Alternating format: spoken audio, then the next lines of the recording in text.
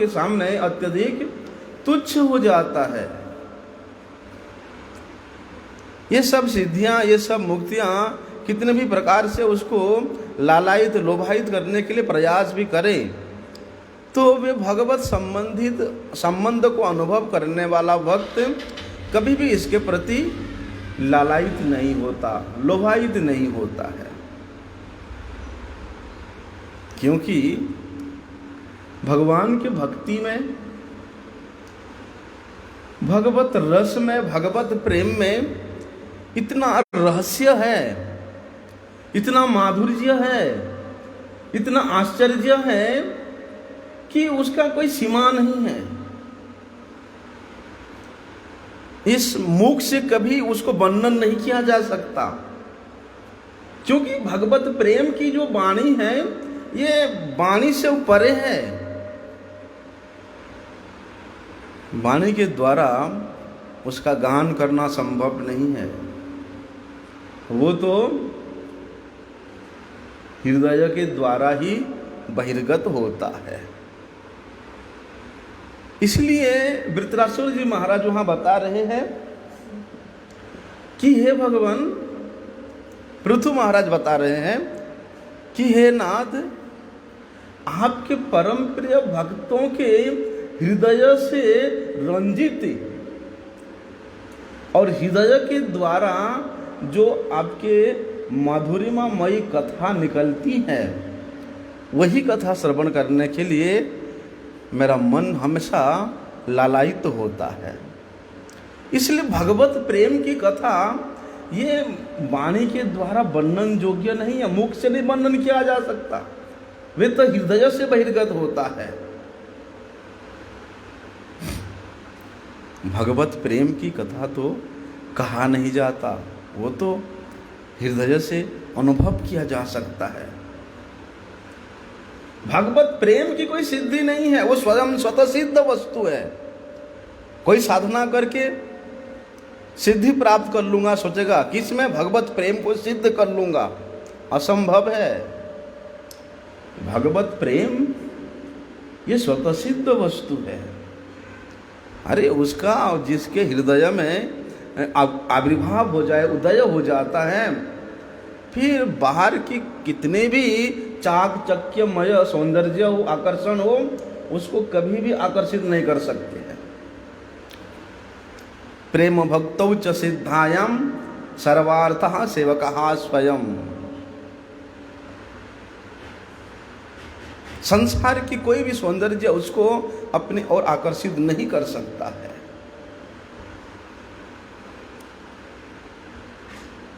तो भगवत भक्ति की, भगवत प्रेम की, भगवत नाम रस की ऐसा क्या उच्चतम भाव है, उच्चतम महिमा है, उसको तो स्वयं प्रियतम भी कभी कभी नहीं समझ पाते हैं।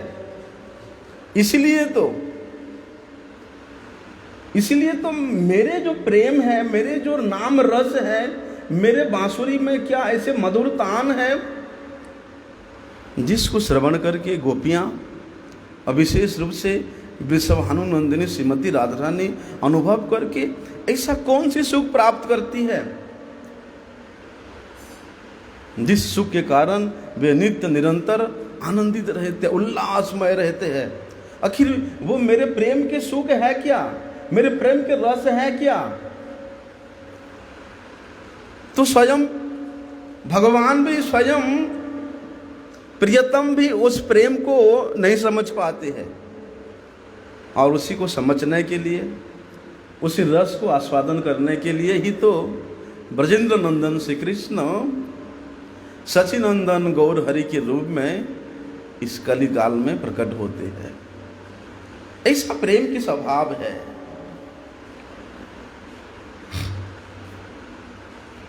देवर्षि नारद ने नारद भक्ति सूत्र में उस भगवत प्रेम का क्या लक्षण है, उसका क्या भाव है, उन्होंने बहुत सुंदर रूप से वर्णन किया है। ये क्या है प्रेम? बोलते अमृत स्वरूपाच यत लब्धा पुमान सिद्धो भवति, अमृतो भवति, तृप्तो भवति। यत प्राप्य न किंचित वांछति न सोचति न द्वेष्टि न रमते नोत्साही भवति। यद ज्ञात्वा मत्तो भवति स्तब्धो भवति आत्मरामो भवति। कितना सुंदर व्याख्या किया है नारद गोस्वामी जी ने भक्ति के, प्रेम के। अरे जो भगवत प्रेम, जो भगवत सेवा इस अनंत विश्व ब्रह्मांड को इच्छा करने मात्र से मुक्ति प्रदान करने वाली है, मुक्ति देने वाले हैं,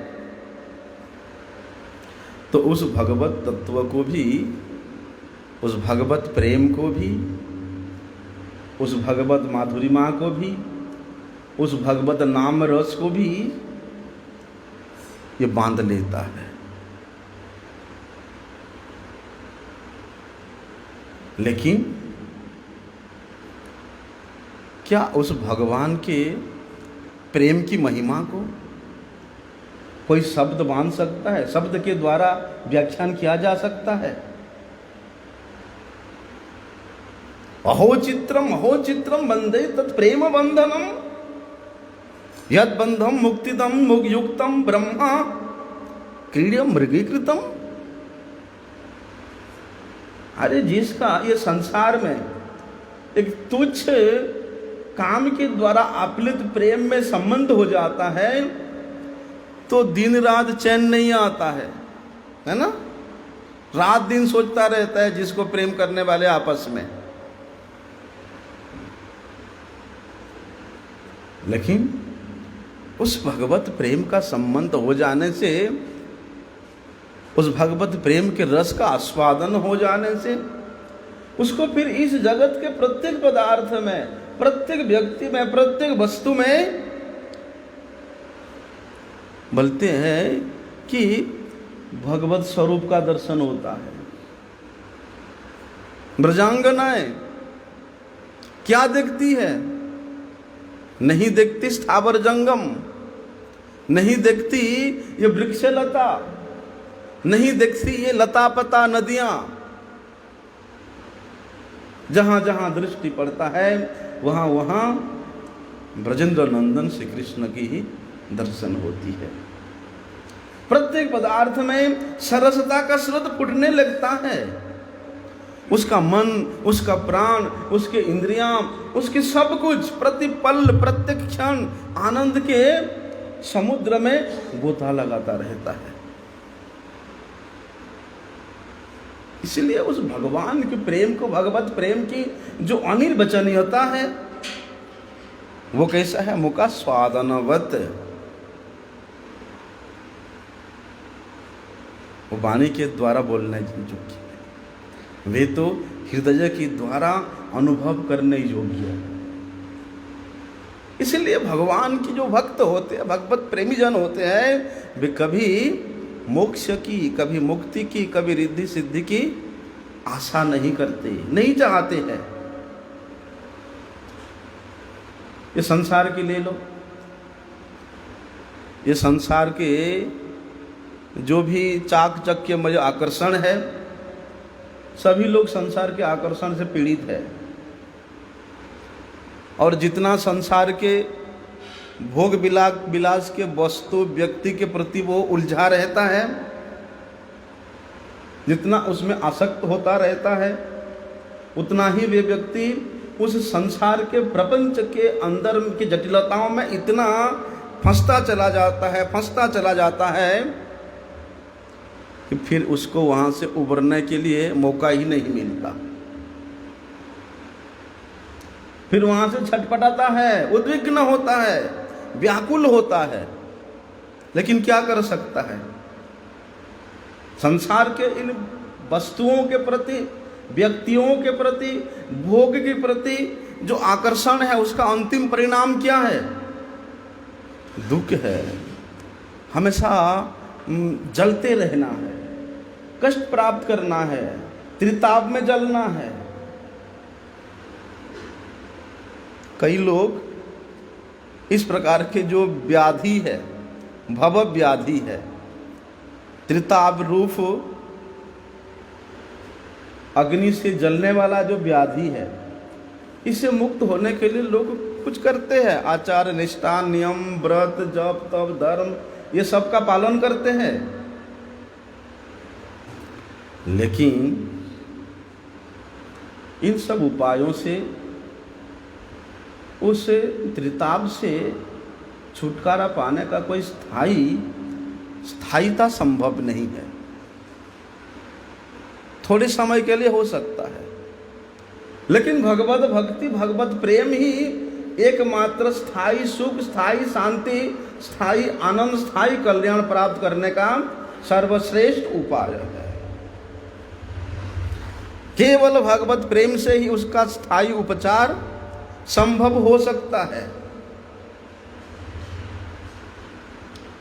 क्योंकि जिसका मन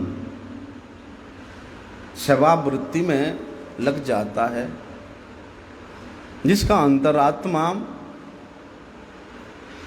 उस भगवत भक्ति के जो कि रागात्मिका वृत्ति है उसमें लग जाता है, प्रबल हो जाता है, तो उस रागात्मिका वृत्ति का ऐसा स्वभाव है, उस भगवत प्रेम का ऐसा स्वभाव है कि जिसको प्राप्त करके भक्त हमेशा परम आह्लादमय स्थिति में रहता है, हमेशा के लिए उसका जो मानसिक संघर्ष, प्रबल कामेच्छा, वेगवती इच्छा, उसके विभिन्न प्रकार की जो ग्रंथियां हैं, ये सब उस बीज के समान हो जाता है, जिस बीज को अगर थोड़ा सा भूज देने से, फ्राई कर देने से उस बीज से कभी पेड़ होने का, पौधा होने का संभावना नहीं रहता है। बोलते इसी प्रकार जो ये भगवत भक्ति के धारा में प्रवाहित स्रोत में जो बहता रहता है, गोता लगाता रहता है, उसके हृदय के समस्त प्रकार की कामना, वासना, संघर्ष, प्रबलता, इच्छाएं उस भुने हुए बीज के समान बोलते हैं अंकुरोद्गम होने खत्म हो जाता है। शास्त्र में है इसे कि नमया वेशित धियम कामः कामय कल्पते भर्जिता भुंजिता धाना प्राजो बीज्याय नैष्यते। धान को अगर बैल कर दिया जाए, सिद्ध कर दिया जाए, और धान में कितने भी अच्छी खेती में उस धान को लगाया जाए, कितने भी उसमें सार खाद इत्यादि दिया जाए, तो कोई फायदा नहीं है, कुछ होने वाला नहीं है, क्योंकि पहले ही वे धान आग में जला करके पानी में उबाल दिया गया है ना। उसी प्रकार हमारे हृदय में जो अनंत जन्मों से काम, क्रोध, लोभ, मोह, मद, मात्सर्य भरा हुआ है, ये भगवत प्रेम रूपी, भगवत भक्ति रूपी, भगवत सेवा रूपी आग में जला करके उसको भी अंकुरोद्गम से विहीन कर दिया जाता है। ऐसा है भगवत भक्ति।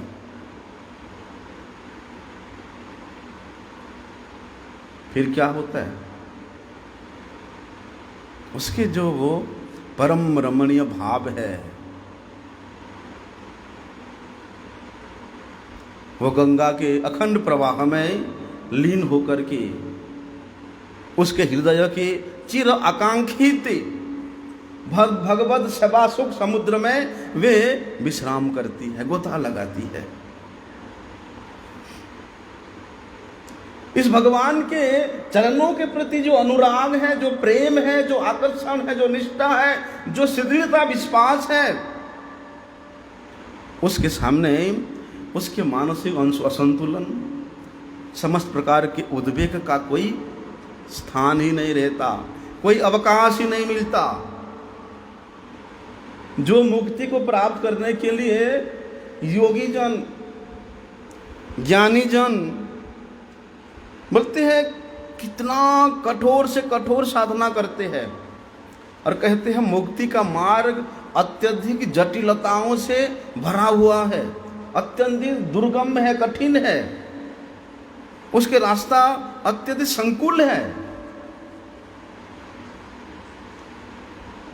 अरे जो भक्ति का द्वार, जो भक्ति का भाव, जो प्रेम का भाव इतना सरल है, सहज है, सुमधुर है, फिर कौन मूर्ख होगा जो मुक्ति के लिए लालायित होगा।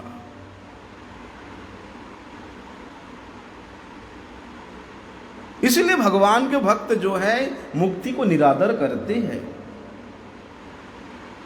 तुलसीदास जी तो एक जगह में बताते हैं कि जितना भी वेद है, पुराण है, समस्त ग्रंथ है, समस्त संत है, यही कहते हैं कि भक्ति के बिना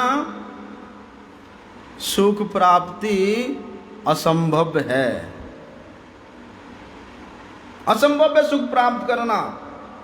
रघुपति भक्ति बिना सुख नहीं, सुख नहीं है भैया, कितने भी प्रयास कर लो। क्योंकि मुक्ति भक्ति पर ही आश्रित रहती है। मुक्ति तो भक्ति का एक साधारण परिणाम मात्र है। जैसे भूमि का आधार के बिना जल नहीं टिक सकता। अगर आप बालू में, रेती में पानी डालोगे तो पानी, रेती के ऊपर कभी पानी नहीं टिकता, हमेशा नीचे चला जाता है। मिट्टी में पानी टिकता है ना। बोलते इसी प्रकार, जिस प्रकार भूमि के बिना जल नहीं टिक सकता, उसी प्रकार ये मोक्ष का जो सुख है, मुक्ति का जो सुख है, बोलते ये करोड़ों उपाय करने पर भी भक्ति के बिना नहीं टिक सकता, असंभव है। इसलिए अरे ज्ञानी भी सब कुछ जानते सुनते हुए भी मोक्ष के प्रति, मोक्ष प्राप्त करने के लिए उसका सकल साधन साधित होने पर भी वे भी मुक्ति का अवहेलना करके भक्ति प्राप्त करने की कामना करता है।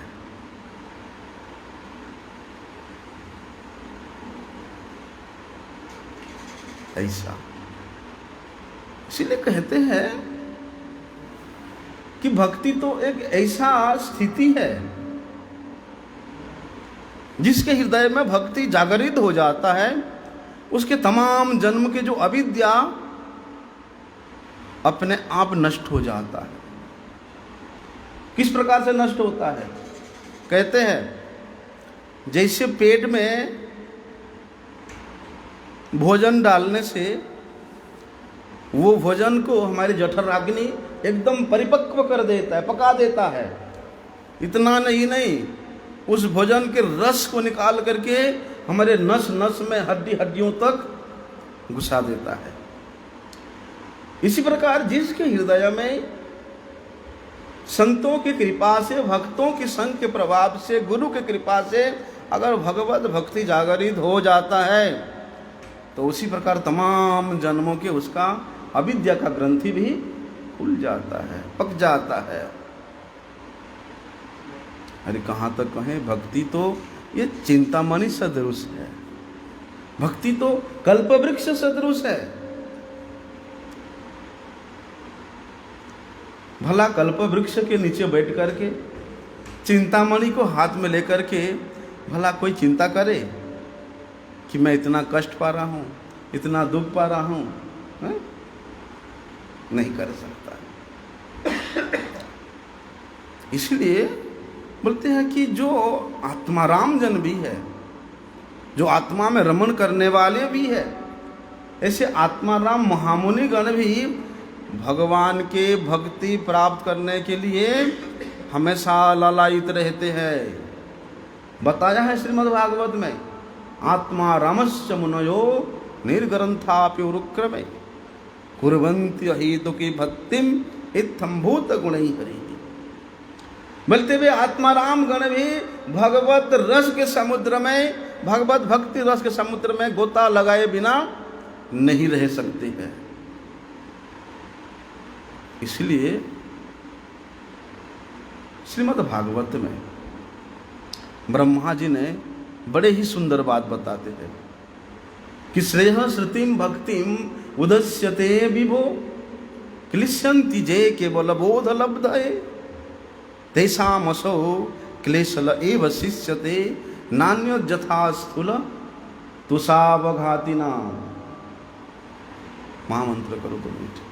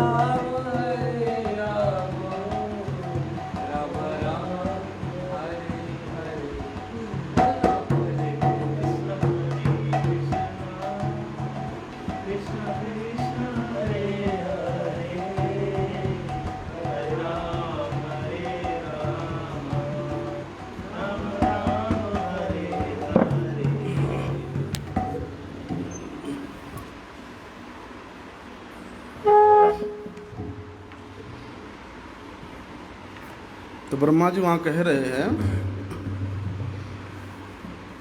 कि श्रेय श्रुतिम भक्ति मुदस्यते विभो क्लिश्यन्ति जे केवल बोध लब्धये तेषाम असौ क्लेशल एव शिष्यते नान्यत् यथा स्थूल तुषावघातिनम्। कि हे भगवान, आपके चरणों के भक्ति, आपके चरणों की सेवा, आपके नाम का आधार, बल्कि ये समस्त प्रकार के कल्याण के मूल स्रोत है, उद्गम सदृश है, उद्गम स्थान है। अगर संसार के कोई कल्याण, परमार्थ के कोई कल्याण, भगवत प्राप्ति का कल्याण प्राप्त करना है तो उसका उद्गम स्थल क्या है? भगवत भक्ति। लेकिन जो लोग ज्ञान मार्ग का आश्रय लेकर के आपके भक्ति मार्ग को तुच्छ समझ करके परित्याग करते हैं,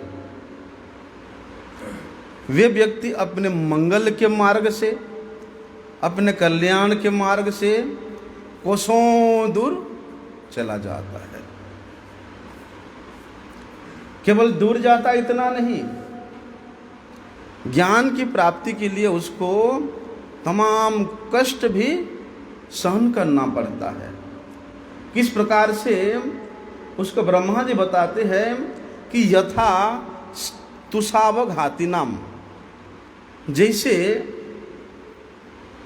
चावल रहित थुती धान होता है, क्या बोलते हैं उसको? भूसी बोलते हैं ना, भूसा, धान का भूसा। उसके अंदर चावल नहीं होता, चावल निकाल दिया गया है, केवल उसका छिलका है। बोलते उस थुती भूसा को कितना भी कूटो, कितना भी कूटो, उससे कभी चावल नहीं निकल सकता है। केवल श्रम होता है, केवल परिश्रम होता है। इसी प्रकार भगवान के श्रवण कीर्तन या भक्ति के अंगों को छोड़ करके जो केवल ज्ञान के द्वारा मुक्ति प्राप्त करने के लिए प्रयास करता है, उसको उसी प्रकार केवल श्रम ही प्राप्त होता है, परिश्रम ही प्राप्त होता है। क्योंकि श्रवण कीर्तन के भक्ति के जो अंग है, ये एकांग भक्ति साधन के द्वारा ही जीव कृतार्थ हो जाता है। केवल श्रवण करे तो श्रवण के श्रवण रूपी भक्ति का अंग पालन करके ही जीव कृतार्थ हो जाएगा। परीक्षित महाराज केवल श्रवण करके ही भगवत प्राप्ति किया था, है ना। तो प्रहलाद महाराज जी ने जो 9 प्रकार के भक्ति का अंग बताया, बोलते एक अंग साधे कि बा साधे बहु अंग। चाहे इन 9 प्रकार के भक्तियों में से वे एक भक्ति के अंग को साधन करे, पालन करे, या अनेक प्रकार के भक्ति को अंग पालन करे, वो कोई लेना देना नहीं है। केवल मात्र निष्ठा होते उपजय भक्तिर तरंग। केवल निष्ठा होने से ही एक अंग साधन करने पर भी आपका जीवन कृतार्थ हो जाएगा। आप भगवान को प्रसन्न कर सकते, भगवत प्रेम को प्राप्त कर सकते हो। अरे भक्ति कितना सुलभ है, कितना सहज है। नृसिंह पुराण में बताते हैं कि पत्रेषु पुष्पेषु फलेषु तयेषु अभिक्रियत लभ्येषु तदैव वत्सत्सु भक्त्या सुलभे पुरुषे पुराणे मुक्ति किमर्थम क्रियतः प्रयत्न। अरे केवल जो पत्र पुष्प जल, इसको प्राप्त करने के लिए विशेष कुछ परिश्रम करना नहीं पड़ता है। बोलते उसको भी कहीं से ला करके अगर आप भगवान के चरणों में समर्पण कर देते हो तो भगवान उसी से ही प्रसन्न हो जाते हैं। पत्रम पुष्पम फलम तोयम जो में भक्त्या प्रयच्छति तदहम भक्त्युपहृतमस्नामि प्रयतात्मनः। भगवान बड़े प्रेम से उसको स्वीकार करते हैं, और भगवान जिसके दिया हुआ वस्तु को, जिसके दिया हुआ भाव को सुप्रसन्नता के साथ स्वीकार करते हैं, फिर उसके जीवन में बाकी क्या रह गया हो। फिर वो व्यक्ति मुक्ति प्राप्त करने के लिए, मोक्ष प्राप्त करने के लिए इतना जटिलताओं से, कठिनताओं से भरे हुए मार्ग में क्यों जाएगा, हैं? जहाँ पर एक पत्ता तोड़ के दे देने से भगवान प्रसन्न हो जाते हैं, उस भगवान को प्रसन्न करने के लिए वहाँ हजारों हजारों साल तपस्या करते हैं। अरे भगवान तो केवल भक्ति के द्वारा ही सुलभ है, भक्ति के द्वारा ही प्राप्त हो जाते हैं। तो फिर किस लिए मुक्ति के लिए लोग इतना प्रयास करते हैं।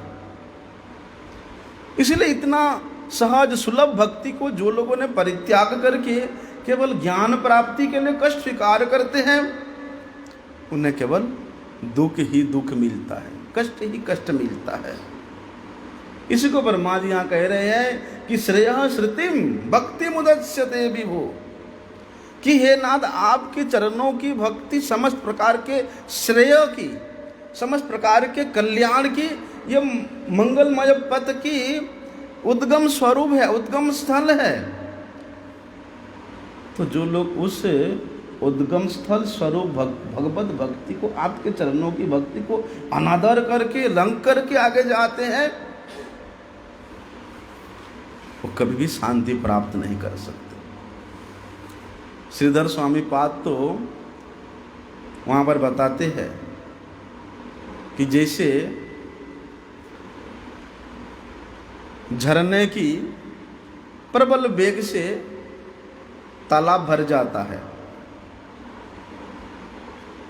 बोलते उसी प्रकार भक्ति से ही सभी प्रकार के मंगल, अपवर्ग, ज्ञान, कर्म, साधन में जो कुछ फल मिलता है उस सब के सब प्राप्त हो जाता है।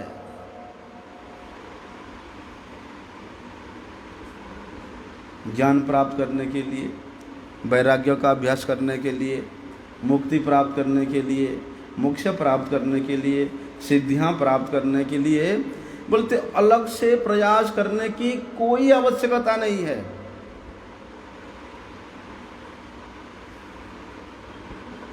जिस प्रकार तमाम नदियों के स्रोत जाकर के समुद्र को परिपूर्ण करते हैं, बोलते उसी प्रकार जिसके हृदय में भक्ति जागृत हो गया, जिन्होंने समस्त कल्याण के आगार स्वरूप भगवत पाद पद्मों में समर्पित हो गया, बोलते उसके जीवन में भी समस्त प्रकार के मुक्तियाँ, सिद्धियाँ, सब कुछ आ जाता है। वो अलग बात है कि भक्त दीयमानम न गिनंती बिना मत सेवनम जेना, मेरे सेवा को छोड़ करके, मेरे भक्ति को छोड़ करके मेरे भक्त उसको लेना नहीं चाहता, वो अलग बात है। तो ऐसी जो सहज सरल सुगम भक्ति को परित्याग करके जो केवल उस निर्विशेष शुष्क ज्ञान के द्वारा उस ब्रह्म को प्राप्त करने के लिए, मुक्ति को प्राप्त करने के लिए प्रयास करते हैं, उनके जीवन में तो केवल क्लेश ही क्लेश पर प्राप्त होता है। जथा स्थूलाव तुषाव घाति नाम। इसलिए वहाँ कहते हैं कि अरे सुखदेव जी के उदाहरण को देख लो। सुखदेव जी कैसी स्थिति में थे? परिनिष्ठितो अपि निर्गुण्य उत्तम श्लोक लीलया गृहीत चेता राजस्य आख्यानम यदधितवान। बोलते उस निर्विशेष ब्रह्म के आकार में वे निर्लिप्त थे, एकदम परिपूर्ण रूप से लिप्त थे, लेकिन उत्तम श्लोक लीलया, परिनिष्ठित रहने वाले ब्रह्म में, निर्विशेष ब्रह्म में, बोलते उत्तम श्लोक भगवान श्री कृष्ण के लीला कथा को श्रवण करके वे श्रीमद् भागवत को अध्ययन करने के लिए, पढ़ने के लिए, बोलते उसी प्रकार धावित होते हैं जैसे नदी समुद्र की ओर धावित होते हैं। ऐसा सुखदेव गोस्वामी के सामने कोई रुकावट नहीं आया। जिस नदी का प्रबल वेग होता है, चाहे उसके सामने कितना भी रुकावट आए, वो अपनी कहीं ना कहीं से रास्ता बना देती है और जाकर के अपने पति समुद्र से मिलती ही है। इसी प्रकार जिसके हृदय में भगवत भक्ति जागृत तो हो गया है, भगवत संबंध जिसके हृदय में अनुभव हो गया है, भगवत प्रेम जिसके हृदय में अनुभव हो गया है, उसके सामने चाहे करोड़ों करोड़ों प्रतिबंध भी क्यों ना आए, उसको कोई भी रोक नहीं सकता। क्या किया था उन ब्राह्मणों ने? अपने पत्नियों को रोकने के लिए 1000 प्रयास किया, 1000 प्रयास किया। और 1-2 दिन का प्रयास नहीं, 1 साल तक प्रयास किया कि नहीं, उस नंद के छोरा जो कि गौएं चराता है, बड़े नटखट है, उसके पास तुम ब्राह्मण पत्नियां हो, वेदनिष्ठ ब्राह्मणों की पत्नियां हो, और वो ग्वाला के पास तुम जाओगे? नहीं हो सकता। कमरे में बंद कर दिया, बाहर से ताला लगा दिया, लेकिन कोई रोक पाया? शरीर को उस कमरे के अंदर छोड़ करके वे अपने आत्मा से जाकर के भगवान के स्वरूप का दर्शन करके आए। ब्रजांगनाएं, एक स्त्री के लिए कितना नियम होता है।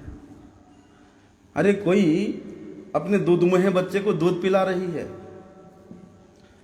कोई अपने सास ससुर की सेवा कर रही है, कोई अपने पति की सेवा कर रही है, कोई अपना आधा श्रृंगार कर रही है, कोई अपने घर के काम में व्यस्त है, कोई रसोई कर रही है। लेकिन जैसे ही श्याम सुंदर के बंसी की आवाज कानों में पड़ा, कोई भी बंधन उनको रोक पाया? नहीं रोक पाया। इसलिए गृहीत चेत राजस्य आख्यानम यदधितवान। एक बार किसी अद्वैतवादी पथिक को बलपूर्वक दास बना लिया जाता है। अद्वैतवादी है, लेकिन उसको जबरदस्ती भगवान के दास बना लिया जाता है। अद्वैत बीति पथखे उपाख्या स्वराज्य सिंहासन लब्ध दीक्षा सठेन केनापि वयम हठेन दासी कृता गोवधु बिटेन। बोलते अद्वैतवादी है, लेकिन उसको जबरदस्ती खींच करके भगवान के दास बना लिया जाता है। लेकिन उस दासता का संवर्ग लेश मात्र प्राप्त होने पर भी भूल गया, वो अपने अद्वैतवाद को भूल गया। अरे इस अद्वैतवाद सिद्धांत में इतने सालों से हम लोग इतना परिश्रम कर रहे हैं, जो सुख जो आनंद नहीं मिला, मुझे जबरदस्ती खींच करके ये सत्संग में ले आया और 5 मिनट सुनने को मिल गया, इतना सुख मिला उसमें, मुझे इतना आनंद मिला, भूल गया उसको वो। इसलिए जो भगवान के प्रेम के रसिक भक्त जन है, वे उनके सामने चाहे ब्रह्मानंद के सुख भी क्यों ना हो, भक्ति रस सुधा के सामने वे एक परमाणु से भी तुलना नहीं कर सकते। परमाणु से भी अधिक छोटा है, अधिक नीचा है। इसलिए शास्त्र कहते हैं ब्रह्मानंदी भवेति यह चेते परार्ध गुणीकृतः नैति भक्ति सुखाम्बोधे परमाणु तुलामपि। पर भक्ति सुधा के सामने, भक्ति रस के सामने, भगवत सेवा सुख के सामने, उस ब्रह्मानंद का जो कि परार्ध काल से प्रयत्न करने पर भी जो सुख नहीं मिला, भक्ति सुख के सामने वे एक परमाणु के समान भी तुलना करने योग्य नहीं है। पद्म पुराण में कि हम लोग श्रीमद् भागवत में, भागवत महात्म्यों में जो 6 अध्याय है, भक्ति देवी का वर्णन है, उसमें ज्ञान वैराग्य का वर्णन है ना। ये भगवत महात्म्य जो है ये पद्म पुराण के ही अंतर्गत आता है। तो उसमें हम लोगों को यही सुनने को मिलता है, यही पढ़ने को मिलता है कि मुक्ति भक्ति के दासी के रूप में वहाँ वर्णन किया गया है। वे मुक्ति कभी कभी बुलाने पर आती है और चली जाती है, अर्थात भगवान के भक्त के पीछे पीछे मुक्ति अपने आप रहती है। अगर भक्त चाहें तो ऐसे इशारा करके भी मुक्ति को बुला सकती है और उसको ऐसे ही भगा सकती है, नहीं चाहिए चाहिए। अरे रूप गोस्वामी जी ने मुक्ति को तो यहां तक बता दिया, भुक्ति मुक्ति स्पृहा जावत पिशाची हृदय वर्तते तावत भक्ति सुखस्यात्र कथम अभ्युदयो भवेत्। मुक्ति को चांडालिनी के सदृश बता दिया, और जब तक हृदय में मुक्ति प्राप्त करने का, मोक्ष प्राप्त करने का लालसा रहेगा, लोभ रहेगा, तब तक उसी हृदय में कभी भी भक्ति का जो सुख है, भजन का जो सुख है, भगवत सेवा का जो सुख है, कभी भी अभ्युदय नहीं हो सकता है। हम लोग चैतन्य चरितामृत में भी पढ़ते हैं कि भुक्ति मुक्ति सिद्धि कामी ना भक्ति मुक्ति सिद्धि वांछा यदि होय साधन करिले प्रेम उत्पन्न ना होय। भक्ति मुक्ति का अगर वांछा तुम्हारे हृदय में है तो कितना भी साधन कर लो, कभी भी भगवान के चरण में प्रेम की प्राप्ति नहीं कर सकते हैं। भगवत गीता ले लो, भगवत गीता में हम लोग तो पढ़ते ही है कि जो ब्रह्मानंद है, ब्रह्मभूत है, प्रसन्न आत्मा है। क्या बताया? ब्रह्मभूतो प्रसन्न आत्मा न सोचति न कांक्षति समः सर्वेषु भूतेषु मद भक्ति लभते पराम।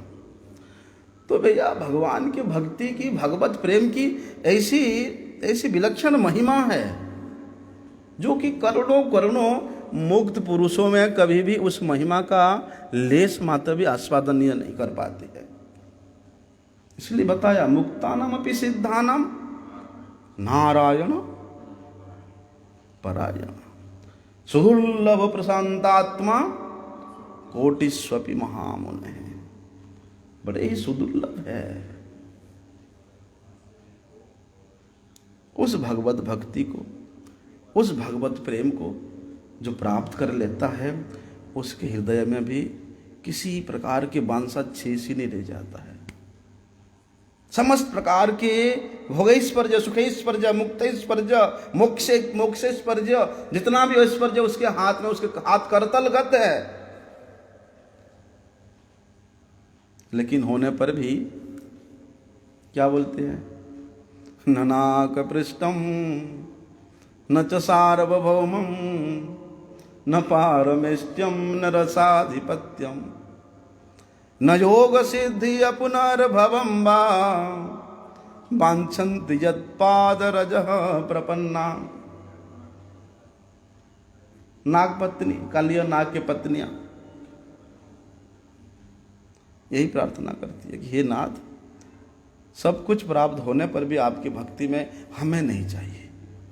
हमारा तो यही इच्छा है कि आपके चरण रज, आपके पद रज नित्य निरंतर हमारे मस्तक पर पड़े रहे।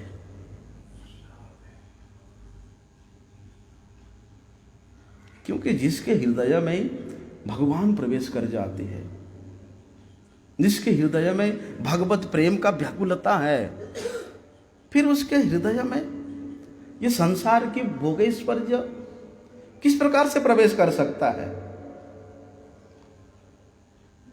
किसी संत ने बताया है, ना श्रीमद् भागवत में ही बताया है कि सकल भुवन मध्य निर्धनास्ते अपि धन्या निवसति हृदयेषां श्री हरिभक्ति रेखा हरिरपि निजलोकम सर्वथा अतो विहाय प्रविशति हृदय तेषां भक्ति सूत्रोपनत्थ। भक्ति रपि सूत्र में जो आबद्ध हो जाता है, फिर वो किसी भी सूत्र में भी कभी आबद्ध, उसको पर्याप्त जरूरत ही नहीं पड़ता। क्योंकि भक्ति सूत्र में उसको जब सब कुछ प्राप्त हो जाता है, हरिभक्ति के द्वारा ही उसने समस्त प्रकार के सिद्धि को प्राप्त कर लेता है, फिर उसको फिर अन्य प्रकार की कोई आशा करने की कोई तुक ही नहीं बनता है। अरे भैया, जिनके नाम श्रवण करने मात्र से पुमान भवति निश्चल, यत नाम श्रुति मात्रेण पुमान भवति निश्चल, जिनके नाम का श्रवण करने मात्र से बोलते हैं हमारे अनंत जन्मों के जो पाप कलुष हृदय एकदम निर्मल हो जाता है। और इतना नहीं, राधा राधा रटतीज श्रुवयित्वा तत्कथादौ पश्चाद गामयति नित्यम कथम ताम न संशयेत। अरे जो केवल राधा राधा इस प्रकार के नाम का उच्चारण करता है, तो उस अखिल ब्रह्मांड के अधिपति, अनंत ऐश्वर्य के अधिपति, वो बोलते हैं मैं उसके पीछे पीछे गमन करता हूं।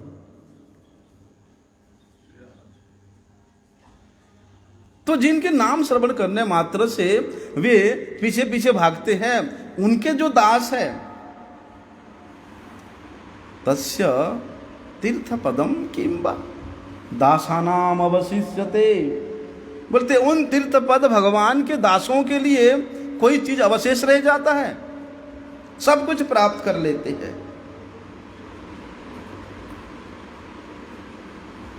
नाम सुना मधुसूदन सरस्वती जी का? वे लिखते हैं कि भगवंतम विभुम नित्यम पूर्ण बोध सुधायकम यद गृह्णाति हुतम चित्तम किमन्यत हृष्यति अवशिष्यते। अरे जिसका हृदय भगवत भक्ति के रस में आप्लावित है, उसको फिर दूसरे किसी रस के प्रति आकृष्ट होने का कोई क्या क्या जरूरत है? आवश्यकता ही नहीं है। किमन्यत अवशिष्यते, कोई अवशेष नहीं है। सब प्रकार के रस को उसने आस्वादन कर लिया है। भगवत भक्ति रस में इतना सुख है, इतना आनंद है।